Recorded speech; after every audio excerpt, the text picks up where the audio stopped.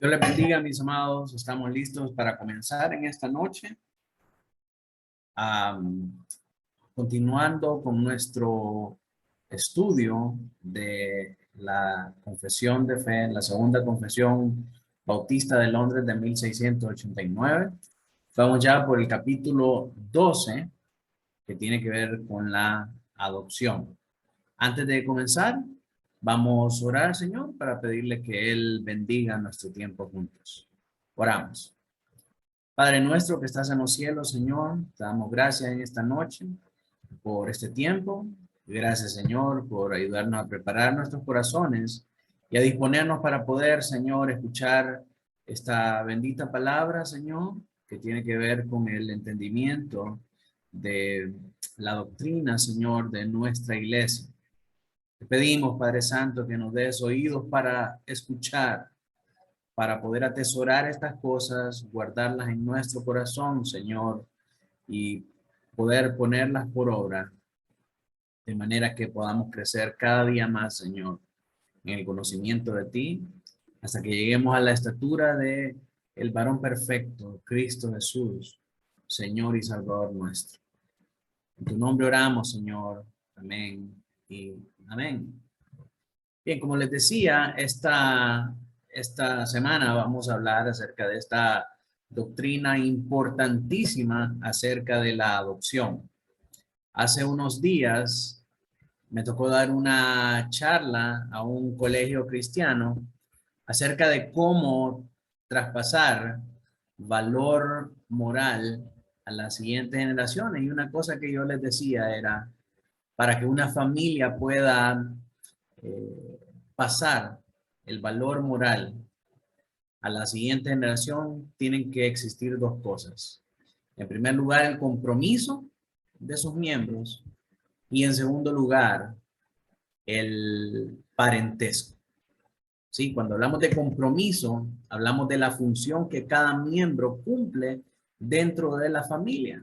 Hoy por hoy en las familias no se enseña cuál es la labor o no está clara cuál es la labor que tiene el hombre, cuál es la labor que tiene la mujer, cuál es la labor que tienen los padres, cuál es la labor que tienen los hijos.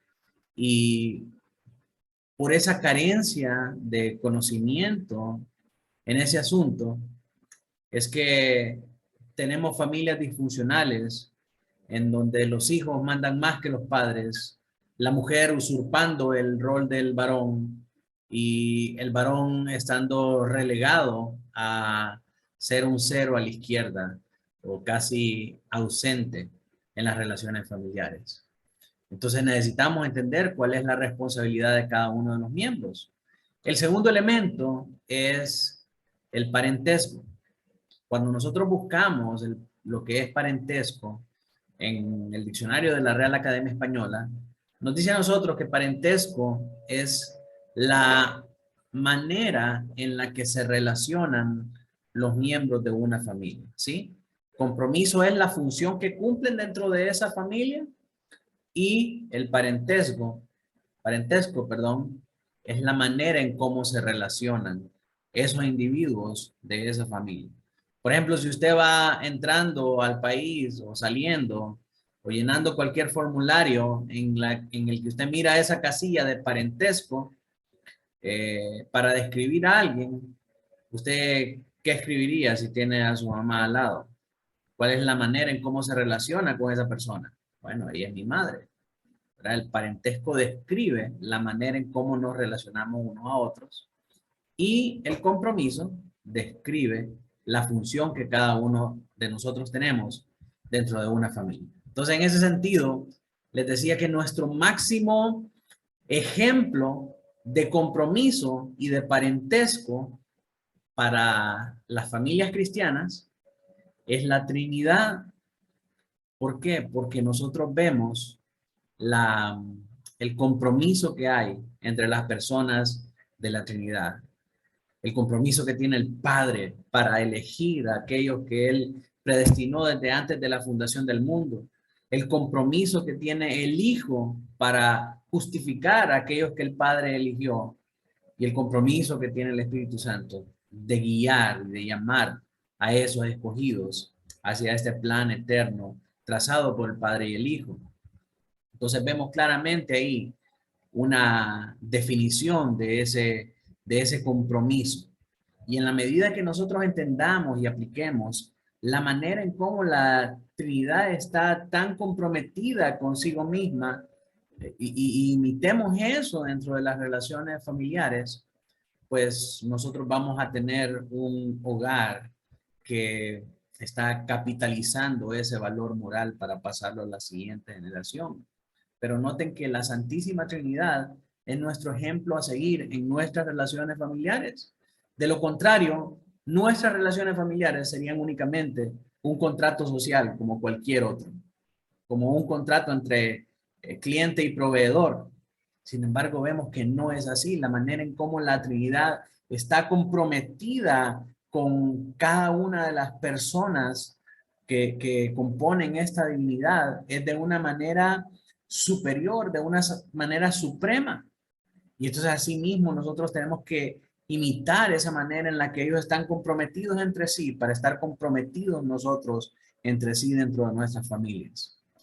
Y cuando nosotros vemos la parte del parentesco, vemos que está claramente delimitado cómo se relaciona cada una de las personas de la Trinidad en el marco de esa Trinidad. Vemos que hay una clara definición de lo que es el Padre y una clara delimitación de sus funciones, ¿sí? Vemos también una clara definición de la relación del Hijo para con el Padre y del Espíritu asimismo para con el Hijo y para con el Padre. O sea, está bien claro quién es cada una de esas personas, cómo se relaciona la una con la otra y cuáles son sus roles específicos en el marco de esa asociación. Igualmente, cuando nosotros establecemos en nuestra familia cómo nos relacionamos y le enseñamos a nuestros hijos, yo soy tu padre, ella es tu madre, tú tienes deberes y tienes derechos dentro de esta familia y es tu deber y tu derecho dado por Dios. Respetar a tus padres. Es deber nuestro como padres disciplinarte a ti y llevarte por el camino correcto. Entonces, cuando entendemos todas esas cosas, imitamos lo más fiel posible la manera en cómo la Trinidad tiene ese compromiso y esa relacionalidad entre ellos, eso va a aportar un mayor valor moral a nuestra familia que nos va a ayudar a traspasarle a nuestros hijos, traspasarle a la siguiente generación, todo eso sobre lo cual Dios ha construido lo que significa ser verdaderamente una familia bíblica. Entonces, ¿qué tiene que ver esto con la doctrina de la adopción? Que en la doctrina de la adopción nosotros comprendemos bien estas cosas. El compromiso de Dios con nosotros, nuestro compromiso con Dios y el parentesco que nosotros tenemos para con Dios. ¿Por qué Dios es nuestro Padre si nosotros nacimos de pecado, nacimos de una generación ordinaria desde Adán, pero ahora resulta que Dios es nuestro Padre? ¿Por qué? ¿Por qué Dios es nuestro Padre? Entonces, esto es lo que nos explica esta importantísima doctrina de la adopción, que no es algo que se inventaron los reformadores, no es algo que se inventaron los evangélicos, es algo que está intrínsecamente explícito en toda la escritura y aparece una y otra vez la palabra adoptado, la palabra adopción en el Nuevo Testamento. Y nosotros vamos a entender ahora con claridad por qué están esas palabras ahí y qué representan esas palabras para nosotros. Así que, para comenzar, vamos a desplegar nuestro material y vamos a comenzar con nuestro contenido de esta noche. La doctrina de la adopción, como dijimos, está en el capítulo 12 de la Segunda Confesión Bautista de Londres de 1689. Recordemos que venimos estudiando el Ordo Salutis o el orden de la salvación. Estudiamos la elección cuando mirábamos el decreto de Dios, que Dios ha elegido a un grupo de personas para que puedan ser salvas. Mirábamos el llamado con el llamamiento eficaz y que juntamente con él venía la regeneración y la conversión. Y anteriormente estudiamos la justificación, que no es otra cosa más que el proceso por el cual el Padre declara a los pecadores justos por aquella justicia que fue ganada para ellos en Cristo Jesús. En esta ocasión avanzamos en este orden de la salvación con el proceso de adopción, ¿sí? Ya fuimos elegidos, ya fuimos llamados, ya pasamos una regeneración, una conversión, ya fuimos justificados por Jesús y ahora, después de esto, somos adoptados en la familia de Dios. Miremos entonces qué nos dice la Confesión de Londres. Y antes de pasar a ver lo que dice este capítulo, quiero únicamente presentarles un bosquejo de cómo está establecido este capítulo. Este capítulo tiene solamente un párrafo, pero se divide en dos partes. La primera parte tiene que ver con el fundamento de la adopción, ¿sí? Y en este fundamento vamos a ver quiénes son los receptores, quiénes son los que reciben esta adopción, de dónde proviene esa adopción y cuál es el fundamento para que esta adopción se lleve a cabo. La segunda parte de este párrafo tiene que ver con las bendiciones de la adopción. Y en el marco de estas vemos la incorporación a la familia de Dios, vemos la recepción de una disposición filial, eso es recibir el derecho de ser llamado hijo. Luego vemos la experiencia del tratamiento paternal de Dios, a qué se refiere con que Dios sea nuestro Padre. Y finalmente, la recepción de la herencia prometida. Hay algo más guardado, reservado para aquellos que son hijos, aparte del derecho que tiene un hijo en el marco de una familia. Hay una herencia prometida al final, así como todo padre piensa en el futuro, qué va a pasar cuando yo me muera, qué va a pasar cuando yo no esté aquí. Pensamos en dejarle un legado a nuestros hijos, pensamos en dejarles alguna posesión en herencia. Asimismo, el Padre, como un buen padre, ha aprovisionado para nuestro futuro, sabiendo que Él no muere porque Él es eterno. Pero nosotros sí vamos a pasar de esta vida a un estado eterno, que dependiendo de la condición en la que esté nuestra alma, va a ser al cielo o va a ser al infierno. Entonces, para todos aquellos que hemos sido elegidos para salvación, el Padre ha designado que hay una herencia para nosotros. Y eso lo vamos a ver al final del capítulo, al final de este estudio, perdón. Entonces, comencemos por leer el párrafo 1 de la segunda confesión, de este capítulo 12 de la segunda confesión bautista de Londres. No sé si, vamos a ver quién está por acá. Robert, ¿me puede ayudar a leer? Párrafo 1. A todos aquellos que son justificados, Dios se dignó en su único Hijo Jesucristo y por amor de éste, hacerles partícipe de la gloria de la adopción, por la cual son incluidos en el número de los hijos de Dios y gozan de sus libertades y privilegios. Tienen su nombre escrito sobre ellos, reciben el espíritu de adopción, tienen acceso al trono de la gracia con confianza, se tienen accesos al trono de la gracia se les capacita para clamar, Abba Padre, se les compadece, protege, provee y corrige como por un padre, pero nunca se les desecha, sino que son sellados para que el día de la redención y heredan las promesas como herederos de la salvación eterna. Amén. Amén. Una vez más, a todos aquellos que son justificados, Dios se dignó en su único Hijo Jesucristo y por amor de éste, hacerles partícipes de la gracia de la adopción, por la cual son incluidos en el número de los hijos de Dios y gozan de sus libertades y privilegios. tienen su nombre escrito sobre ellos, reciben el espíritu de adopción, tienen acceso al trono de la gracia con confianza.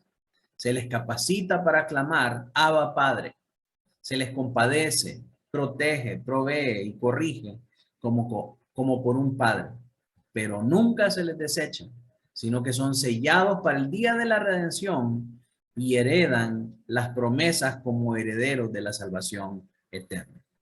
Así que ahora vamos a hacer la labor del carnicero y vamos a ir destazando capa por capa todo este filete que nos tira acá este capítulo 12. Y comencemos por la primera parte que dijimos, que tiene que ver con el fundamento de la adopción, ¿verdad? Los elementos básicos de esta doctrina que nosotros encontramos en la Biblia.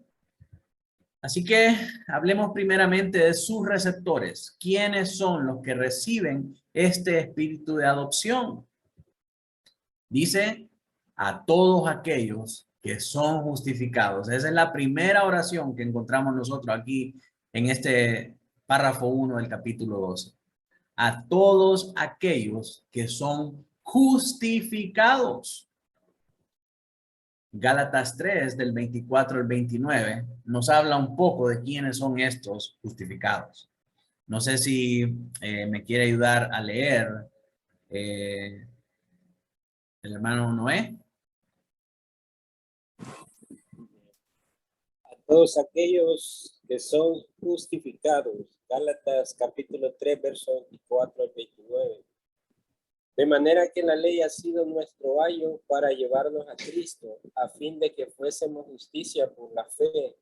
Pero venida la fe ya no estamos bajo ayo, pues todos sois hijos de Dios por la fe en Cristo Jesús. Porque todos los que habéis sido bautizados en Cristo, de Cristo estáis revestidos. Ya no hay judío ni griego, no hay esclavo ni libre, no hay varón ni mujer, porque todos vosotros sois uno en Cristo Jesús. Y si vosotros sois de Cristo, ciertamente linaje de Abraham sois y herederos según la promesa. Amén, amén. Dice en primer lugar aquí Gálatas, de manera que la ley ha sido nuestro ayo. Un ayo es un tutor o un niñero, ¿sí? Es el niñero, es el instructor que nos lleva a Cristo, ¿sí? Conocemos a Cristo por la ley, ¿sí? La ley nos muestra y nos dice que tenemos que cumplir con todos estos mandamientos y nos muestra que somos incapaces. Por lo tanto, necesitamos a un Salvador. No nos podemos salvar nosotros mismos porque no podemos cumplir con toda la ley. Entonces, la ley nos lleva a ver nuestra necesidad de un Salvador. De esa manera, la ley es ese tutor, es ese maestro, es ese niñero que nos lleva a conocer a Cristo como nuestro Salvador para ser justificados por la fe. ¿Sí? Y esto es lo que nos dice, lo que le dice ahí Pablo a los Gálatas. La ley fue nuestro ayo que nos llevó a Cristo para que pudiéramos ser justificados por la fe. Ahora, por la justicia de Cristo que recibimos por la fe y que se nos es imputada, entonces nosotros podemos ser salvos por la obra de Cristo y no por nuestras obras. Pero venida la fe, ya no estamos bajo ayo, pues todos sois hijos de Dios por la fe en Cristo Jesús. Pero este todos no se refiere a toda la humanidad, no se refiere a todas las personas que viven en el planeta Tierra, porque ¿cómo es posible que aún los más malvados pecadores que no quieren saber nada de Dios, que blasfeman su nombre, pueden ser hijos de Dios? Eso no es posible en ningún tipo de contexto. Por todos, Pablo aclara en el verso 27 que se refiere a todos los que habéis sido bautizados en Cristo. Y por esta palabra, bautizados, no se está refiriendo al bautismo en agua. Está hablando de ser bautizados, que es la palabra baptizo, que significa ser sumergido en Cristo, insertado en Cristo. Por tanto, está diciendo que estos bautizados en Cristo son los que son justificados por la fe que habla aquí más arriba en el verso 24. Entonces, estos que son bautizados en Cristo o justificados por la fe son los que son hijos de Dios. La gente que no ha sido bautizada en Cristo, es decir, que no ha sido justificada por la fe del Señor Jesucristo, no puede ni debe llamarse hijos de Dios. Porque aquí la palabra nos está diciendo que este privilegio de ser llamado hijo, y lo vamos a leer más adelante de palabras de la boca del Señor Jesucristo, este privilegio solamente está reservado para aquellos que han sido ya justificados. Por lo tanto, un violador, un malvado, un perverso que blasfema el nombre de Dios con sus palabras o con sus acciones, no puede ser llamado hijo de Dios. Un inconverso, aunque sea buena persona, no puede ser llamado hijo de Dios a menos que sea justificado por la fe. Continúa Pablo, de Cristo estáis revestidos. Ahora Cristo es nuestro vestido. Cristo está en nosotros, nosotros estamos en Cristo y de esta manera podemos ser justos y por esta justicia de Jesús que fue imputada a nosotros, nosotros podemos ser llamados hijos de Dios. Decir, todos somos hijos de Dios es un claro error que se opone a las Sagradas Escrituras, porque las Escrituras nos dicen que únicamente que los que están en Cristo Jesús son hijos de Dios. Los musulmanes no pueden ser hijos de Dios porque no creen en el Señor Jesucristo y no han sido justificados por Él. Los mormones no creen en el Señor Jesucristo como el Hijo de Dios que nos da su justicia, por lo tanto ellos no pueden ser llamados hijos de Dios. Los testigos de Jehová no creen en la divinidad del Señor Jesucristo, por lo tanto no pueden ser llamados hijos de Dios. Y así sucesivamente, cualquier persona de cualquier religión que niegue la obra de Cristo en su vida no puede ser llamado, hijo de Dios. Únicamente aquellos que le recibimos por la fe podemos ser llamados hijos de Dios. Así que continúa Pablo en el verso 28, ya no hay judío ni griego, no hay esclavo ni libre, no hay varón ni mujer, porque todos vosotros sois uno en Cristo Jesús. Y si vosotros sois de Cristo, ciertamente linaje de Abraham sois y herederos según la promesa. ¿Cuál promesa?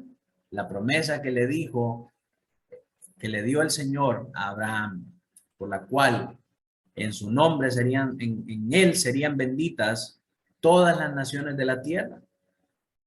Y su descendencia sería tan numerosa como las estrellas del cielo y como la arena del mar.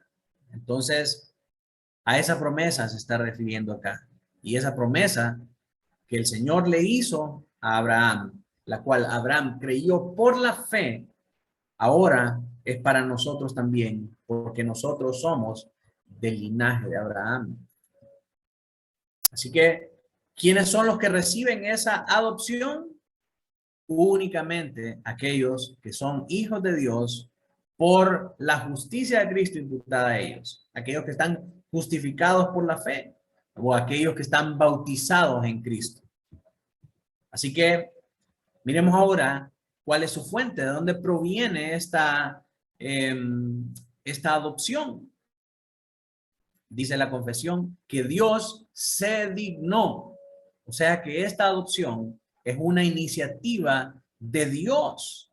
No es que nosotros fuimos y le dijimos, Señor, adóptanos como tus hijos, sino que de Dios salió el adoptarnos como hijos a causa de su gran amor por su Hijo Cristo. Y esto lo vemos en 1 de Juan 3, del 1 al 3. Si me puede ayudar a leer, mi hermano Henry. ¿Cuál amor nos ha dado el Padre para que seamos llamados hijos de Dios? Por esto el mundo no nos conoce porque no le conoció a Él. Amados, ahora somos hijos de Dios y aún no se ha manifestado lo que hemos de ser. Pero sabemos que cuando Él se manifieste, seremos semejantes a Él porque le veremos tal como Él es. Y todo aquel que tiene esta esperanza en él se purifica a sí mismo, así como él es puro. Amén. Aquí aparece cortada una parte de este verso que empieza: mirad cuál amor nos ha dado el Padre para que seamos llamados hijos de Dios. O sea que el ser llamados hijos de Dios proviene del amor del Padre. Por esto el mundo no nos conoce, porque no le conoció a él. Amados, ahora somos hijos de Dios. Quiere decir que antes no, ahora sí. ¿Por qué ahora sí y antes no? Porque ahora se ha manifestado el amor de Dios sobre nosotros, en que siendo nosotros pecadores, Cristo murió por nosotros. Así que ahora somos hijos de Dios. Ahora que Cristo murió por nosotros y ahora que hemos recibido la justicia de Cristo, ahora somos hijos de Dios. Antes no. Y aún no se ha manifestado lo que hemos de ser. Sí, hay una promesa para nosotros de redención al final del mundo. Y eso es lo que nosotros esperamos. Pero sabemos que cuando Él se manifieste, seremos semejantes a Él porque le veremos tal como Él es. Y todo aquel que tiene esta esperanza en Él, se purifica a sí mismo, así como Él es puro. Paremos aquí un momentito. Sabemos que esta bendición de ser adoptado en la familia de Dios proviene del amor del Padre, ¿sí? Y a causa de que Él nos amó y nos escogió y nos justificó, entonces ahora nosotros somos hijos de Dios. Pero dice, aún no se ha manifestado lo que hemos de ser. ¿Por qué razón? Porque seguimos viviendo en este mundo y en esta carne. Y me recuerdan las palabras de Pablo, creo que en Romanos, cuando dice, entre tanto que el heredero es niño, en nada difiere del esclavo. Pero ya cuando es grande, entonces se llega a manifestar lo que verdaderamente es. Ahorita estamos en esta carne y somos mortales y somos humanos como todos los demás pecadores que hay sobre esta tierra. Pero va a llegar un momento en que nosotros, cuando venga el Señor Jesucristo y juzgue a vivos y muertos, y ahí se va a evidenciar lo que realmente somos. Si nosotros somos hijos de Dios, vamos a vivir con Él eternamente, pero el resto de las personas que no son hijos de Dios van a perecer eternamente. Y entonces hasta ahí se va a manifestar lo que nosotros verdaderamente somos, hijos de Él, por su gran amor manifiesto a nosotros. Así que si nosotros somos hijos, Gálatas 4, gracias hermano Noé, si nosotros somos hijos, aunque parezcamos cualquier otro pecador de esta tierra, pero somos hijos al final.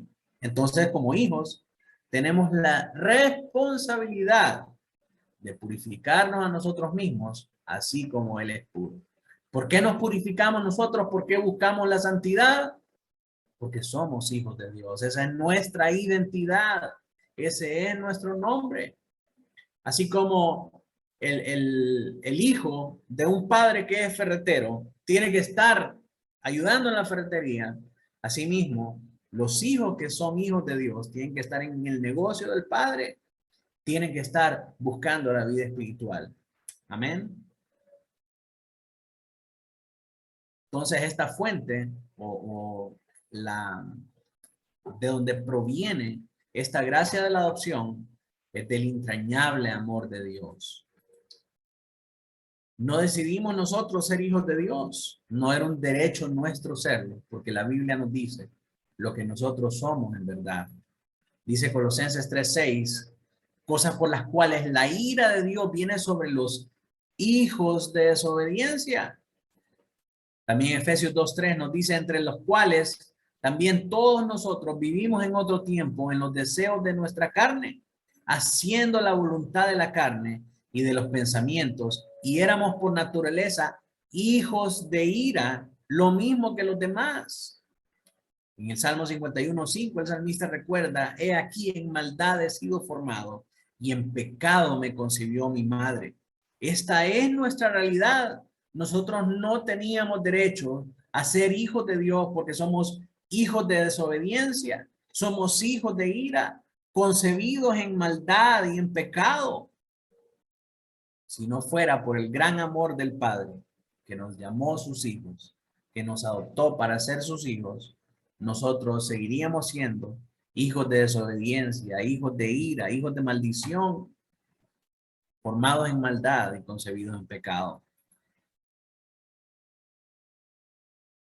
Si somos hijos de Dios, es porque Dios en su misericordia tuvo a bien recibirnos como hijos. Así como el padre del pródigo lo recibe después de que vuelve arrepentido. En Lucas 15:24 dice, porque mi hijo muerto era y ha revivido, se había perdido y es hallado. Y comenzaron a regocijarse. ¿Se acuerda de esa escena? Cuando el padre sale, deja todo y va a recibir al hijo que andaba perdido. Y cuando lo recibe, le pone una túnica nueva, le pone un nuevo anillo, renovando su pacto con él, y lo recibe en su casa como su hijo, como si nunca nada hubiera pasado. Así, ese es el entrañable amor de Dios por nosotros. No merecíamos esas bondades, no merecíamos esas gracias, pero Dios tuvo a bien, se dignó, dice la confesión, en manifestar este amor para nosotros, haciéndonos llamar hijos de Él. Así que miremos ahora su fundamento. ¿A qué se debe que nosotros podamos ser adoptados en la familia de Dios? Dice la confesión, en su único Hijo, Jesucristo, y por amor de este. Jesucristo es el fundamento por el cual nosotros podemos ser adoptados, porque ahora su justicia es imputada a nosotros, y entonces el Padre, cuando nos mira a nosotros, no mira nuestra pecaminosidad, no mira nuestra culpabilidad, mira a su Hijo Cristo. Y su amor y su compromiso por su Hijo es tan grande que entonces ahora nos acepta a nosotros en su gran familia de fe. ¿Sí? Así que el fundamento de nuestra adopción es la justicia de Cristo y el amor del Padre para con el Hijo. Miremos algunos versículos que apoyan esta afirmación. Si me ayuda a leer ahí, Helen, por favor. Sí, Efesios 1:5.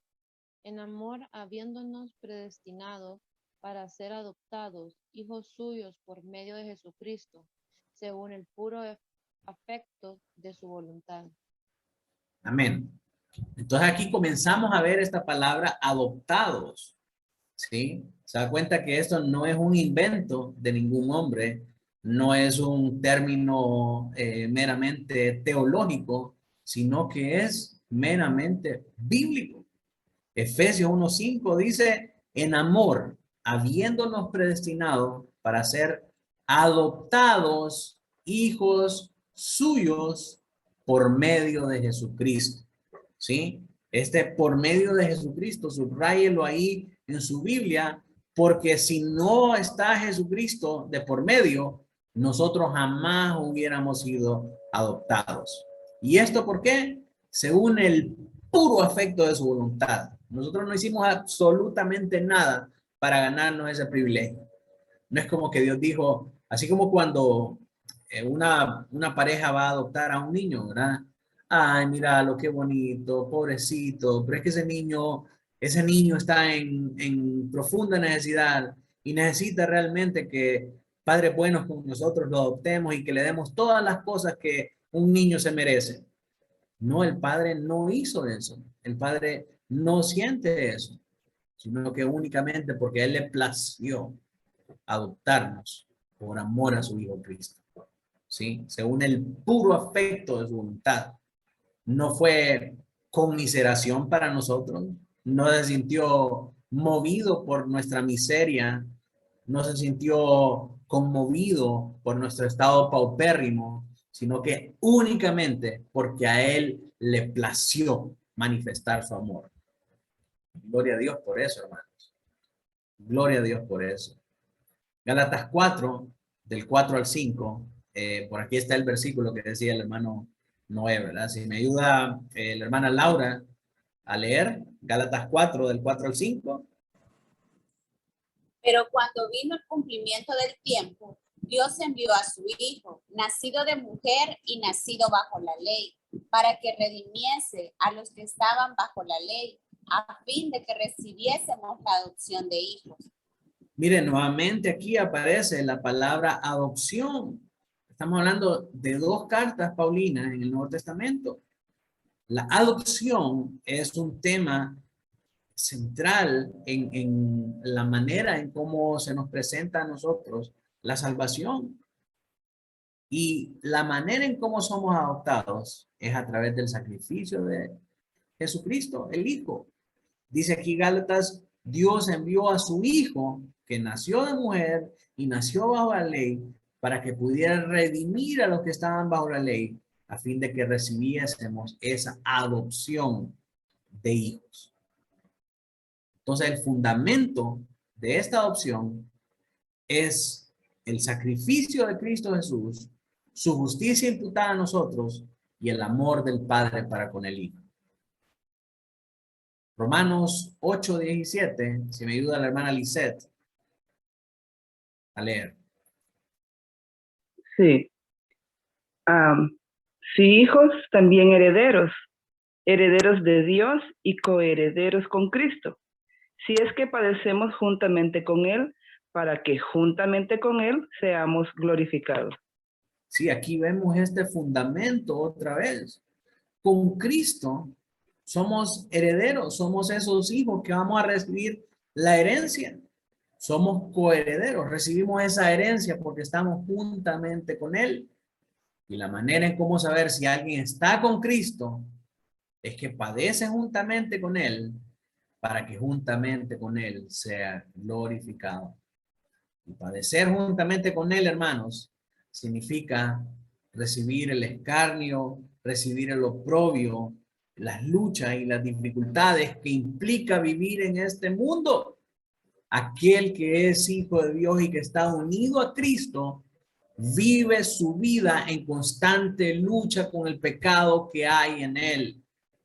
¿Sí? Y eso lo lleva a padecer, así como Cristo, sabiendo lo difícil que es ganar esta batalla y sabiendo las cosas de las que tenemos que privarnos por amor a Él y por el llamamiento santo con el que nosotros hemos sido llamados a diferenciarnos de este mundo.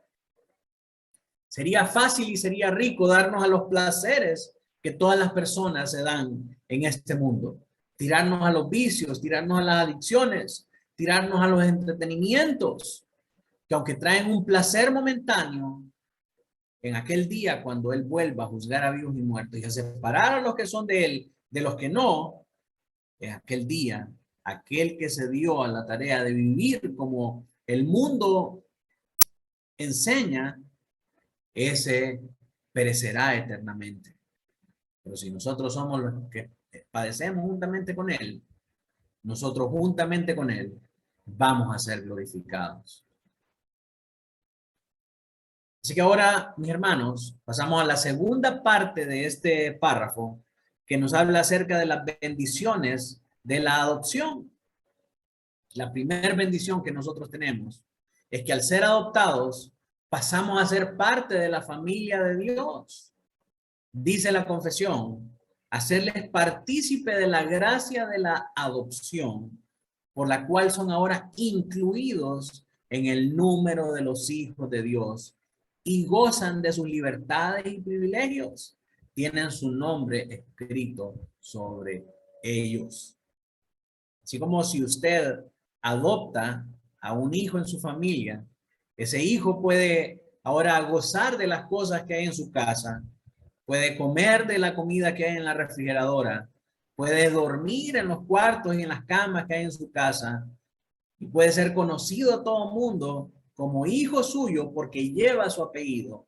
Asimismo, cuando nosotros somos adoptados, participamos de las libertades y de los privilegios que tiene ser hijo de Dios. ¿Por qué?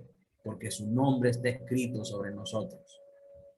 El nombre de Jesucristo el Salvador está escrito con tinta indeleble en nuestros corazones, en los que se manifiesta que Él murió por nosotros y nosotros le hemos recibido por la fe. Entonces la primera bendición que recibimos al ser adoptados es ser incluidos en la familia de Dios. Ahí en ese momento podemos entonces nosotros considerarnos como hijos de Dios. Mientras tanto, no. Una persona que no ha nacido de nuevo, no podemos decir que es hija de Dios. Solo porque visita la iglesia, no quiere decir que es hijo de Dios. Una persona es hija de Dios hasta que ha sido justificada por Cristo y hasta que esa persona ha puesto su fe, ha recibido por fe ese sacrificio en su vida. Y en ese momento pasan todas esas cosas que hemos venido viendo. El llamamiento eficaz, la conversión, la regeneración, la justificación y ahora la adopción. Sí, el primer beneficio es esta incorporación a la familia de Dios. Romanos 8:17, que ya lo leímos anteriormente, pero tenemos otros versículos también, como Juan 1:12. Si me ayuda a Lurbin a leer. Sí, Juan, oh, perdón. ¿Quién dijo? Lurbin. Ah, ok. Juan 1:12. Mas a todos los que le recibieron, a los que creen en su nombre, les dio potestad de ser hechos hijos de Dios. Mire, aquí está lo que yo le estaba diciendo. A los que le recibieron, esta palabra recibieron, hablamos, que es poner la fe en Cristo. A los que le recibieron, es decir, a los que creen en su nombre. Esta palabra creen es la palabra pisti, que es tener fe. Tienen fe en su nombre. A estos les dio la potestad de ser hechos hijos de Dios. No a todo el mundo, no a los narcotraficantes que blasfeman su nombre diciendo que son hijos de Dios y que Dios bendice sus negocios.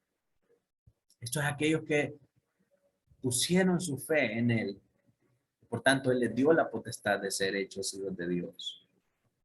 Segunda de Corintios 6:18. Hoy sí, Ludwig, si me ayuda. Sí, perdón. Segunda de Corintios 6:18. Y seré para vosotros por padre, y vosotros me seréis hijos e hijas, dice el Señor Todopoderoso. Amén. Aquí vemos cómo el Padre nos acoge entre el número de sus hijos e hijas. Apocalipsis 3:12, hermana Marlene, si me ayuda a leer.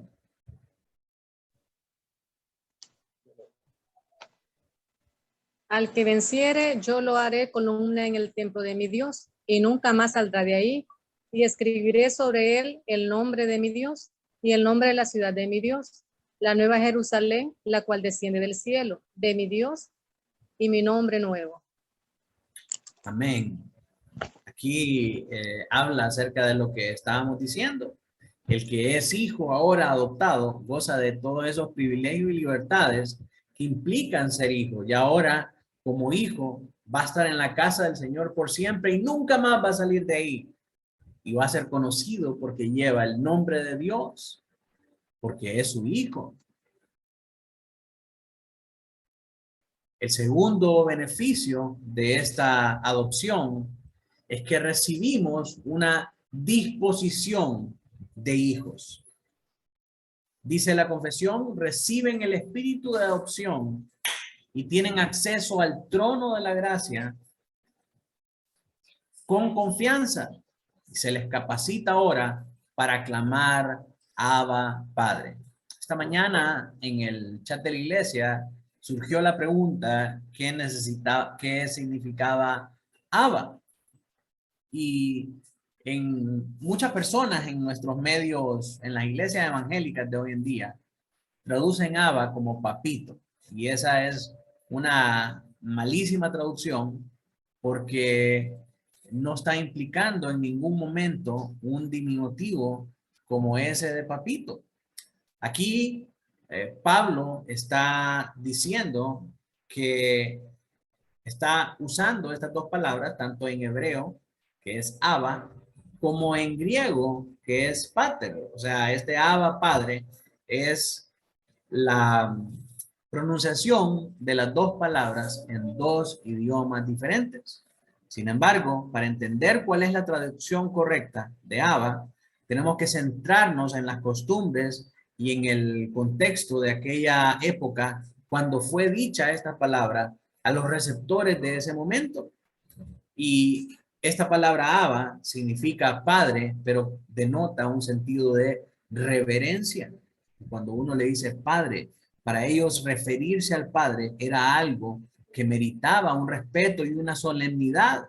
Jamás hubiera pasado por la mente de los discípulos, por la mente de los apóstoles, el usar la palabra Abba como un diminutivo de papito. Eso es algo que obedece a la cultura de nuestro continente, que está acostumbrada a demeritar la función de los padres y tener un exceso de confianza con ellos a grado tal de referirse a ellos de una manera tan informal.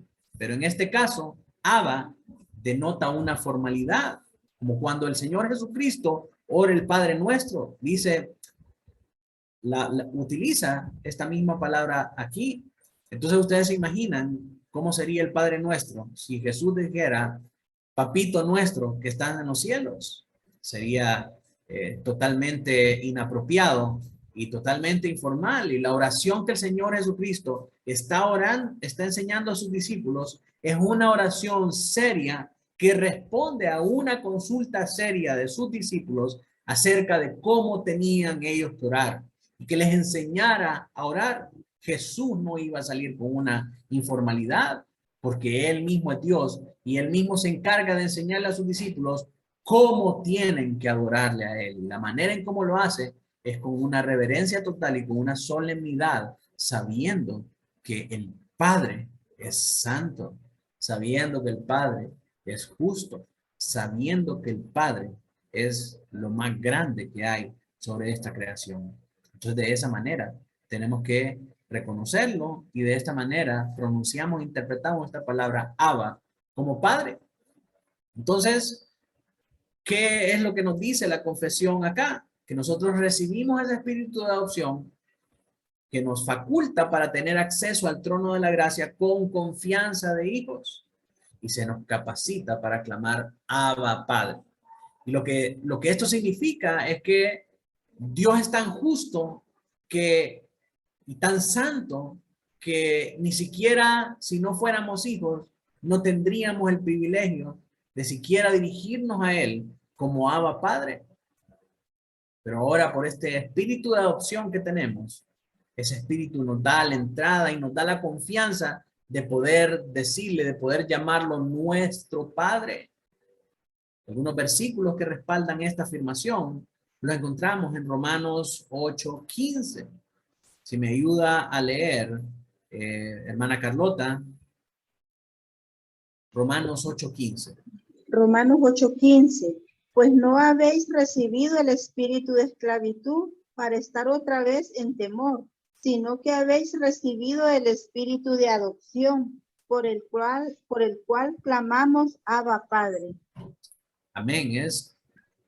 Esto es una copia, una réplica total de lo que dice la confesión, ¿verdad? Recibimos el espíritu de adopción que nos faculta para clamar Abba Padre. Efesios 3:12, si me ayuda mi hermano Douglas.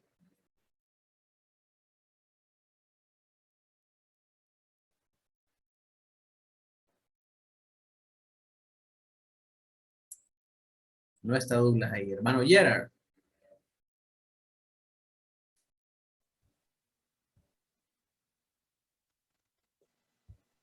¿En quién tenemos seguridad y acceso con confianza por medio de la fe en Él?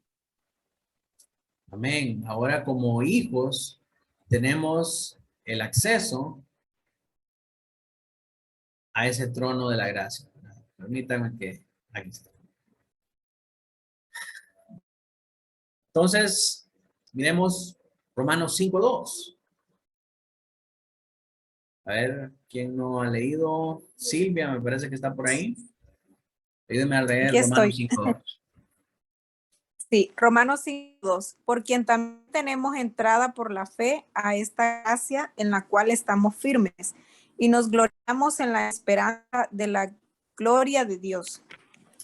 Amén. Sigue transmitiéndonos esa verdad, que por Él tenemos entrada por la fe a esta gracia en la cual estamos firmes. Gálatas 4:6, y por cuanto sois hijos, Dios envió a vuestros corazones el Espíritu de su Hijo, el cual clama, Abba, Padre. Por el Espíritu en nosotros, que nosotros podemos clamar, Abba, Padre. Efesios 2:18, porque por medio de Él, los unos y los otros tenemos entrada por un mismo Espíritu al Padre. Así que el tercer beneficio que tenemos de esta adopción es la experiencia de experimentar este trato paternal de Dios para con sus hijos. ¿Qué quiere decir esto? Miren lo que dice la confesión. Se les compadece a los que son hijos, a los que han sido adoptados, se les compadece, se les protege, se les provee y corrige como por un padre, pero nunca se les desecha, sino que son sellados para el día de la redención. Algunos versículos que respaldan esta afirmación los vemos en el Salmo 103:13. Henry, si me ayuda a leer. Como el Padre se compadece de los hijos, se compadece Jehová de los que le temen. Amén. El Señor se compadece, ¿verdad?, de los que son sus hijos. Proverbios 14:26. Hermano Robert. Proverbios 14:26. En el temor de Jehová está la fuerte confianza y esperanza tendrán sus hijos. Muy bien, aquí nos habla de esta protección que el Señor le da a sus hijos. Primera de Pedro 5:7. Hermano Noé. Echando toda vuestra ansiedad sobre Él, porque Él tiene cuidado de vosotros. Él tiene cuidado de vosotros, dice Primera de Pedro 5:7, que Él provee para nuestras necesidades. Y vamos a ver Hebreos 12:6, hermana Lisette.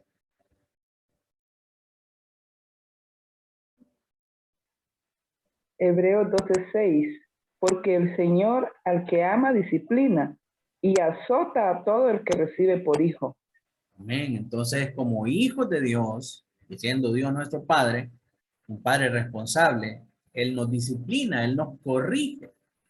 Y aquí debemos recordar que la disciplina tiene dos dimensiones, la dimensión formativa y la dimensión correctiva. La dimensión formativa tiene que ver,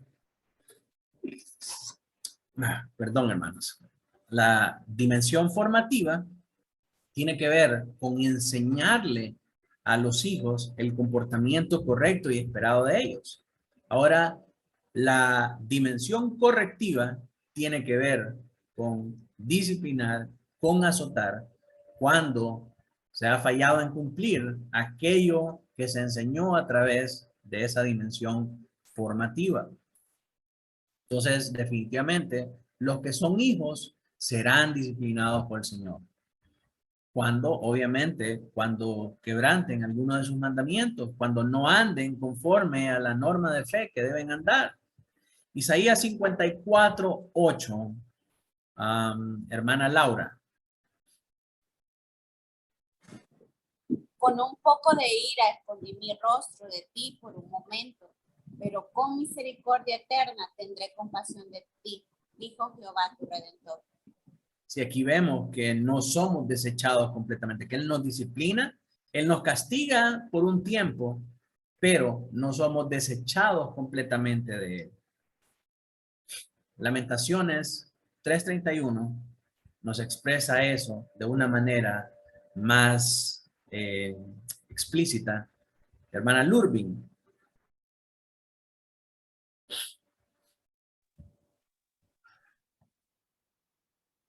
Lurbin. ¿Me escucha?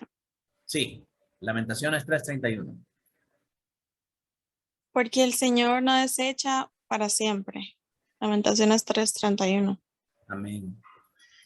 Efesios 4:30. Carlota. Y no contristéis al Espíritu Santo de Dios, con el cual fuiste sellados para el día de la redención. Amén. Entonces el Señor no nos desecha, sino que nos ha sellado para aquel día de la redención. Nos sella para este día de la redención, para recibir la herencia que Él nos ha prometido. Y por último, tenemos el último beneficio de esta adopción. Y es que vamos a recibir, como hijos ahora adoptados, vamos a recibir la herencia que Él nos prometió. Miren lo que dice la confesión. Y heredan las promesas como herederos de la salvación eterna. Hebreos 1:14. No son todos espíritus ministradores enviados para servicio a favor de los que serán herederos de la salvación. Hebreos 9:15.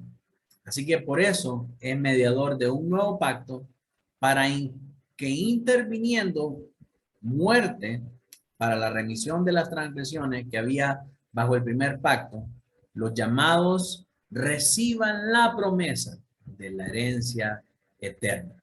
Así que si nosotros somos hijos, entonces podemos tener la seguridad y la garantía que todo aquello que el Señor prometió que haría con nosotros, Él lo va a cumplir, porque esa es la herencia que como hijos adoptados en su familia, nosotros esperamos recibir. ¿Qué prometió Él? Vida eterna, salvación. Y Él dice que cuando estemos allá ya no habrá sufrimiento, ni dolor, ni llanto, ni nada más. Esas son las promesas que nosotros esperamos. Cielo nuevo y tierra nueva. Esas son las promesas del Señor. Así que como conclusiones, quiero anotar algunas de las cosas que hemos estudiado en esta noche. En primer lugar, los receptores, es decir, quienes reciben esta adopción, son únicamente aquellos que han sido bautizados o justificados en Cristo. Esto es, insertados en Cristo por medio del Espíritu Santo para recibir esta justicia y ser presentados como justos delante del Padre. Solamente los que están insertados en Cristo pueden recibir esta adopción.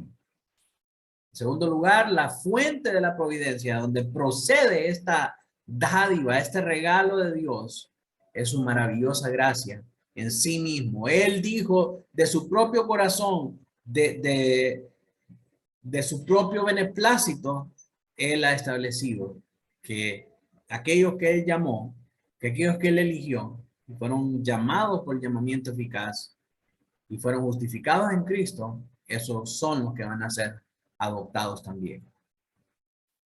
Tercero, lo que fundamenta esta adopción es nuestra unión a Cristo y el amor del Padre por el Hijo. Si no hay unión con Cristo, entonces no puede haber adopción. No podemos ser llamados hijos de Dios. La adopción es la manera en la que somos incorporados a la familia de Dios. Nosotros no venimos a ser hijos de Dios porque pagamos una cantidad, porque ofrendamos tal ofrenda, o porque servimos a la iglesia, o porque vamos todos los domingos, porque asistimos, porque ayudamos, porque hacemos. Por ninguna obra humana podemos ser incorporados a la familia de Dios si no es a través de la unión en Cristo y la declaración delante del Padre de que somos justificados en Él. No hay otra manera. Al ser adoptados por Él, somos recibidos como sus hijos. La experiencia de ser hijos es para ser protegidos, para ser cuidados y para ser corregidos por el Padre, no para vivir una vida de autoindulgencia que nos motive a vivir como nosotros querramos, a hacer lo que nosotros queremos, a ser como el mundo a pervertirnos según los deseos de nuestro necio corazón, sino una vida en la que estamos llamados a ser como Jesucristo, el varón perfecto. Y para ese sentido o para esa finalidad, el Padre nos va a proteger, nos va a cuidar y nos va a corregir cuando nos salimos de esa línea que Él ha trazado para nosotros. Y esta es nuestra garantía de que nunca vamos a ser desechados, sino que vamos a ser sellados para el día de la redención. Y hermanos, si somos hijos y hemos sido adoptados, ¿quién nos va a quitar de ese derecho? ¿O acaso después de que usted adopta un hijo, alguien va a venir a decirle, no, ese hijo no es tuyo? Claro, ese hijo es mío porque yo lo adopté. Es parte de mi familia y le di mi apellido.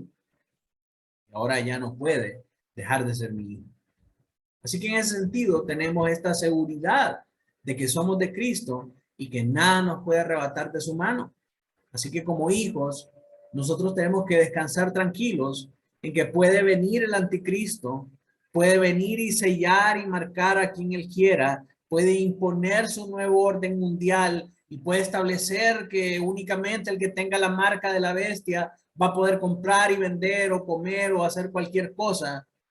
Pero nosotros vamos a estar tranquilos en que nosotros hemos sido sellados para el día de la redención y que somos hijos. Lo que haga o deje de hacer el anticristo, a nosotros nos tiene sin cuidado, porque nosotros no pasamos pendientes de él, pasamos pendientes de Dios, de lo que él quiere que nosotros hagamos. Así que esta es una hermosa promesa y es una hermosa garantía para nosotros, los que hemos sido adoptados en la familia de Dios. Y en última instancia, es la garantía de que en el día final, cuando el Señor vuelva por los suyos, nosotros vamos a recibir como herencia la vida eterna. Y aquellos que no son parte de su familia van a recibir la condenación eterna. Amén y amén. Amén. No sé, mis hermanos, si hay alguna pregunta con respecto a este tema.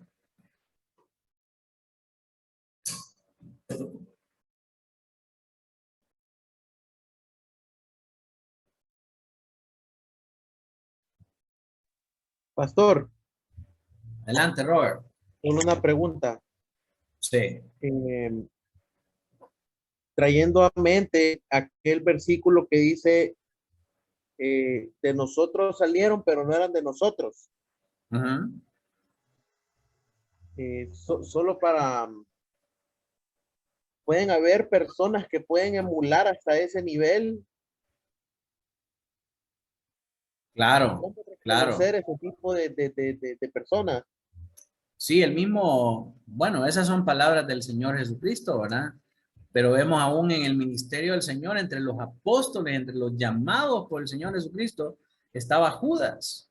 Y el Señor mismo nos dice que la cizaña crece juntamente con el trigo y se diferencia únicamente hasta el día de la cosecha. Van a haber unos que van a estar con nosotros y que van a evidenciar ser de nosotros y que van a manifestar ser hijos, pero que hasta el día final vamos a ver la triste realidad de sus corazones. En aquel día, dice el Señor, me diráis, Señor, Señor, y yo les diré, apartaos de mí, hacedores de maldad. Otra versión dice, apartaos de mí, malditos al fuego eterno. ¿Verdad? Hay juntamente con los hijos de Dios, aquellos que se hacen pasar por hijos de Dios y no lo son. Pero esos los conoceremos hasta el día final. Por tanto, nuestra mirada y nuestro esfuerzo no tiene que estar en estar pensando, bueno, ¿y será que este hermano será hijo? ¿Será que no es hijo? ¿Será que este hermano es de los de verdad o no? Nuestra mirada, nuestro esfuerzo tiene que estar en que si yo soy verdaderamente hijo o no. Y estas señales que el Señor nos habla tienen que estar en nosotros. es muy fácil que estos falsos creyentes proliferen en iglesias que son ligeras con la exigencia a obedecer a un estilo de vida cristiano, ¿verdad? Pero es más fácil que huyan de iglesias donde se les manda a obedecer, donde hay rendición de cuentas, donde hay escrutinio de su vida, donde hay disciplina bíblica, por vivir una vida ligera y por vivir una vida de cristianismo superficial que únicamente se manifiesta los domingos cuando va al culto. Anoche estamos en un discipulado con el hermano Noé, impartido por el pastor Jorge Rodríguez, y hablaba él cómo la disciplina es una expresión del amor en todo el sentido de la palabra, porque mis hermanos, una iglesia que disciplina a sus miembros cuando no están cumpliendo con lo que el Señor les manda, es una expresión de amor, porque qué mejor privilegio podemos tener que seamos llamados a rendir cuentas aquí en esta tierra antes de que seamos llamados a rendir cuentas delante del Señor. ¿Se da cuenta? Es un gran alivio y es un gran privilegio para los santos que pertenecemos en una iglesia, que la iglesia sea la que nos llame a responder y a dar cuentas por nuestras malas acciones. Yo prefiero que sea la iglesia. Yo prefiero que sean los hombres los que cuestionen mi vida espiritual y mi falta de fruto o mi falta de constancia en este caminar, a que sea el Señor el que me llame a pedir cuentas de eso. Entonces, en ese sentido, la iglesia ejercita ese amor por los hermanos cuando aplica la disciplina bíblica. Y esa disciplina bíblica es la que nos hace a nosotros darnos cuenta si realmente estamos viviendo conforme a lo que el Señor ha mandado, si somos verdaderamente hijos. ¿Y cómo sabemos quién es y quién no es? Porque el que es, hermanos, no va a estar únicamente por una temporada. Y vamos a ver muchos que van a estar únicamente por una temporada. El que es hijo va a perseverar hasta el final. ¿Sí? Y por esa manera nosotros podremos saber que era de nosotros. Amén, Robert. Amén, pastor, amén. Bien. No sé si hay alguna otra pregunta. Pastor, y por el otro lado también, si una persona dentro de la iglesia local no acepta la disciplina, como dije también en Hebreos 12 del 8, pero que sí os deja sin disciplina, de la cual todos han sido participantes, entonces sois bastardos y no hijos. Se manifiesta en realidad de que no es un hijo. O podría haber por el otro lado ese proceso de falta de madurez y de entendimiento de ese aspecto. ¿Cómo podríamos conciliar los dos? Podría ser los dos casos. Amén, amén. Y hoy es lo más fácil, ¿verdad? Ah, no, si me disciplinan aquí en esta iglesia, pues me voy para otra, donde sean más amorosos, dicen. Entonces, realmente es no es una comprensión correcta de lo que significa ser miembro en una iglesia. Somos llamados a rendir cuentas unos a otros. Y parte de la culpa por la que prolifera ese pensamiento es porque los pastores no se han encargado de enseñar correctamente la disciplina, número 1, y número 2, de enseñarle a los miembros el verdadero compromiso que significa ser miembro a través de lo que es el pacto de membresía.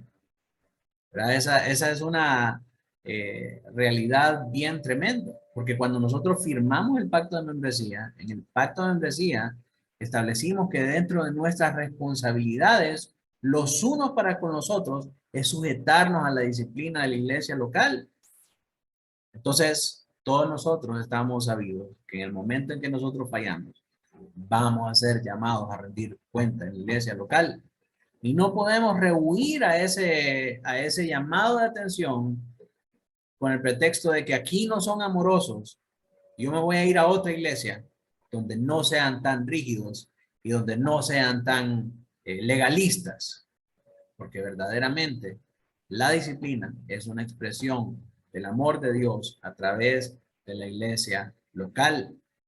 Y por el contrario, tú no estás siendo amoroso en sujetarte a esa disciplina, en amar y en tener fidelidad y lealtad hacia esa iglesia local, sino que lo que estás buscando es ir a otro lugar donde te apañen tus malos hábitos, donde te apañen tus pecados y donde no haya corrección. Entonces, tenemos esos dos casos ahí, ¿verdad? Muchas gracias, mi hermano Noé, por traerlo a discusión. No sé si hay alguna otra pregunta, mis hermanos. Hermano pastor, buenas noches a todos. Buenas noches.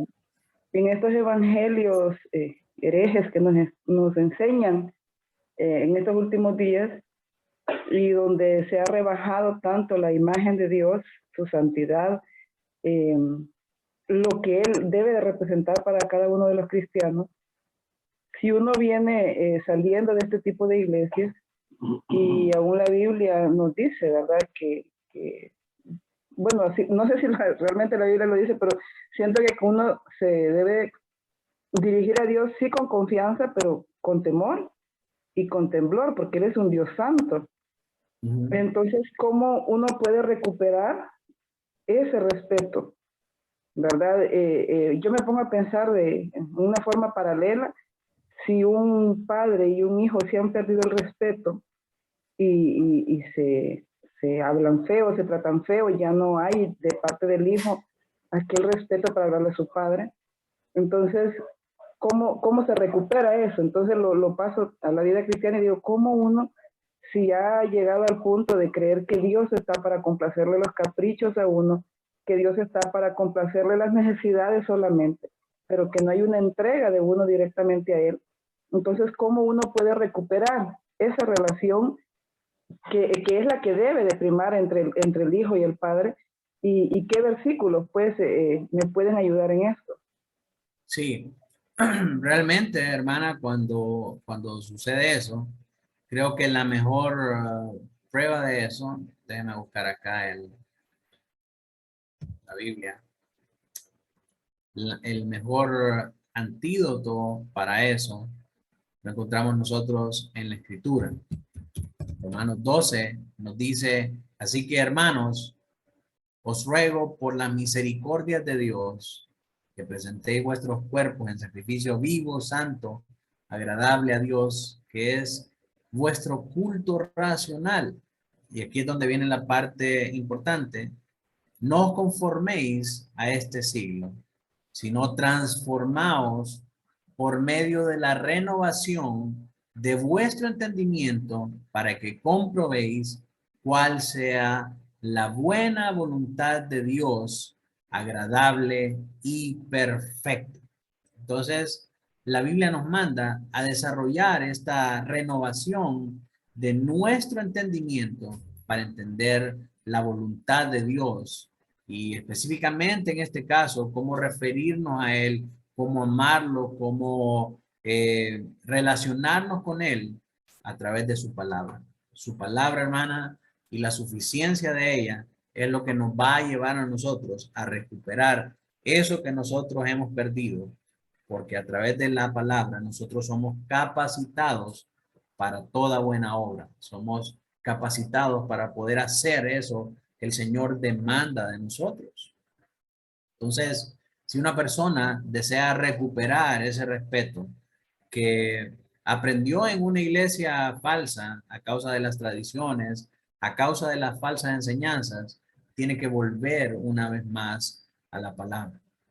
Cuando comenzamos a leer y a estudiar la palabra, no solamente a través de nuestra propia lectura, sino que por medio de la enseñanza de los pastores, por medio del modelaje de la instrucción bíblica de los demás hermanos en la asamblea, el Espíritu Santo va transformando nuestra mente hasta que comprendemos la manera en cómo nosotros debemos adorar al Señor, la manera en cómo nosotros debemos rendirle ese culto racional que llama Pablo en Romanos 12. ¿Me voy a entender, hermana? Sí, pastor. Y una pregunta más, si puedo. Entiendo yo que el ayo es un custodio, es alguien que acompañaba al hijo del griego hasta que tenía la edad. Entonces, la ley es el custodio nuestro o ha sido el custodio para que lleguemos al entendimiento. Y sigue cumpliendo en estos días ese mismo papel de ayo, porque seguimos regidos bajo la ley, ¿no? A pesar de que ya somos justificados a través de la gracia de nuestro Padre. Sí, correcto. Lo que sucede es que en el tiempo anterior al nuevo pacto, ese ayo nos llevaba a esperar la promesa que vendría. ¿Sí? Ahora, en el tiempo del nuevo pacto, la promesa ya está acá. Y nos ayuda a ver con mayor claridad y a identificar con mayor claridad que esa promesa es Cristo Jesús. ¿Verdad? Entonces, sí, en cierta manera, la ley sigue siendo ese ayo que nos apunta hacia Cristo, con la diferencia de que ahora, con una mayor claridad, porque el Señor Jesucristo ya vino, ya se reveló, ya nos dio a nosotros la máxima revelación y apertura del plan de redención. Entonces, es como quien dice, el primer peldaño, ¿verdad? Pero que ahora está completo y ahora podemos ver claramente que el final de ese camino es el Señor Jesucristo.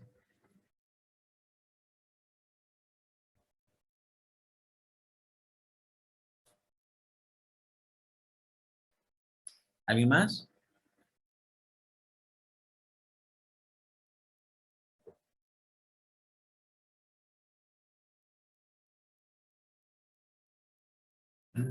Y creo también, hermana, que una parte muy importante de eso es cuando habla acerca de la ley ceremonial y las leyes civiles, ¿verdad? Que como no teníamos a Cristo, entonces en lo que la humanidad descansaba era en esos rituales y en esos sacrificios que de alguna manera personificaban a Cristo, eran la sombra de que Cristo había de venir. Y ahora que Cristo vino, entonces ya eso sí ya está abolido y tenemos solamente al Señor Jesucristo, ¿verdad? Pero en cuanto a la ley moral, que son los 10 mandamientos, eso no puede quedar abolido porque es el principio de la moralidad que Dios ha dado al hombre, ¿verdad? Y Jesús no vino a abolirlo, sino que más bien lo ratificó.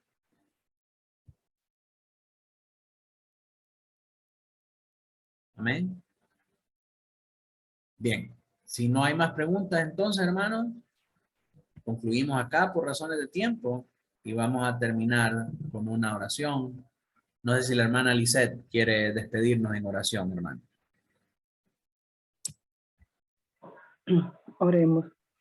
Padre Celestial, a ti que eres tan maravilloso, que tu amor es tan incomparable, que tu gracia soberana pues inunda nuestras vidas.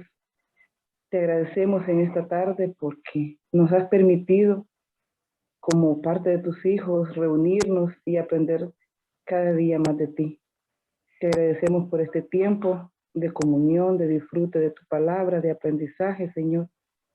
Y te pedimos que ese deseo de aprender, ese deseo de conocerte más, no sea parte de nosotros jamás, que podamos sentir como la sierva que brama por las aguas, esa necesidad insaciable, Padre, de poder aprender cada día más de ti.